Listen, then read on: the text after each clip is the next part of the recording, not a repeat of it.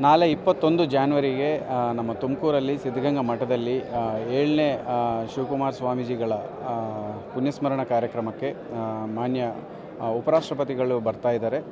So ಅವರ ಜೊತೆಗೆ ಮಾನ್ಯ ಗವರ್ನರ್ ಅವರು ಮತ್ತು ಮಾನ್ಯ ಗೃಹ ಸಚಿವರು ತುಮಕೂರು ಜಿಲ್ಲೆ ಮತ್ತು ನಮ್ಮ ಸೋಮಣ್ಣ ಸಾಹೇಬರು ರೈಲ್ವೆ ಮಿನಿಸ್ಟರ್ ಸ್ಟೇಟ್ ಮತ್ತು ಸ್ಥಳೀಯ MLA ಸಾಹೇಬರುಗಳು ಮತ್ತು MP ಸಾಹೇಬರುಗಳು ಬರ್ತಾ ಇದ್ದಾರೆ.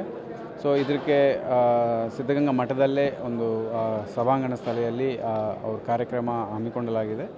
ಸೊ ಇದರಲ್ಲಿ ಸುಮಾರು 10ರಿಂದ 12,000 ಜನ ಸೇರುವ ಸಾಧ್ಯತೆ ಇದೆ. ಅದಕ್ಕೆ ಬೇಕಾಗಿರುವ ಬಂದೋಬಸ್ತುಗಳೆಲ್ಲ ಮಾಡ್ಕೊಂಡಿದ್ದೀವಿ. ಈಗ ಕಾರ್ಯಕ್ರಮ ಬಂದು 11 o'clock to 12 o'clock 11ರಿಂದ 12 ತನಕ ಕಾರ್ಯಕ್ರಮ ಇದೆ. ಸೊ ಈ ಕಾರ್ಯಕ್ರಮಕ್ಕೆ ಬೇಕಾಗಿರುವ ಬಂದೋಬಸ್ತ್ ಎಲ್ಲ ಮಾಡಿಕೊಳ್ಳಲಾಗಿದೆ.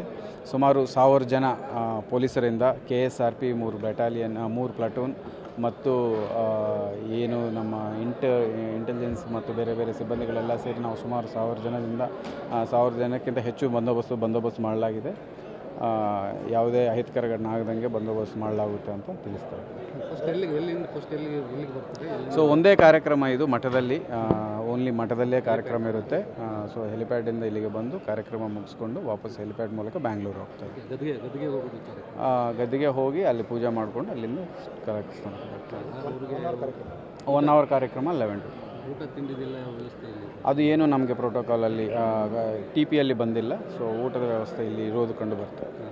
ಶ್ರೀಗಳ ಚೇಂಬರಿಗೆ ಇಲ್ಲ, ಮಾಹಿತಿ ಇಲ್ಲ. ಗದ್ದಿಗೆ ಬಿಟ್ಟು ಇದಕ್ಕೆ ರೈಟ್, ಥ್ಯಾಂಕ್ ಯು.